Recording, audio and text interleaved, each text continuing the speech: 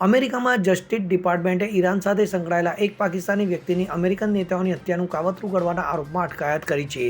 તેને ટ્રમ્પ સાથે પણ જોડવામાં આવી રહી છે. ત્યારે એક એજન્સીએ કોર્ટના દસ્તાવેજોને ટાંકીને જણાવ્યું હતું કે 46 વર્ષીય આસિફ મર્ચન્ટે વર્ષ 2020માં ઈરાનના રેવોલ્યુશનરી ગાર્ડ્સના ટોચના કમાન્ડર કાસિમ સુલેમાની હત્યાનો બદલો લેવા માટે અમેરિકન નેતાઓની હત્યાનું કાવતરું ઘડ્યું હતું. મર્ચન્ટ વિશે એવો દાવો પણ કરવામાં આવ્યો છે કે તે અમેરિકા જતા પહેલા ઘણા દિવસો સુધી ઈરાનમાં રહ્યો હતો. તે પોતાની યોજનાને અંજામ આપવા માટે આ વર્ષે એપ્રિલમાં પાકિસ્તાનથી અમેરિકા પહોંચ્યો હતો. અહીં પહોંચ્યા બાદ તેણે ન્યૂયોર્કમાં એક કિલરને હાયર કરવાનો પ્રયાસ કર્યો હતો. તો એક અજાણ્યા વ્યક્તિએ મર્ચન્ટ વિશે પોલીસને જાણ કરી, જે પછી પોલીસે તેને કસ્ટડીમાં લીધો હતો. તો યુએસ ફેડરલ કોર્ટે 16 જુલાઈએ તેની ધરપકડનો આદેશ આપ્યો હતો.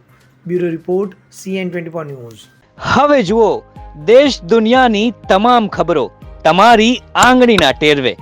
ઉઠાવો મોબાઈલ અને Google Play Store પરથી ડાઉનલોડ કરો અમારી CN24 ન્યૂઝ મોબાઈલ એપ.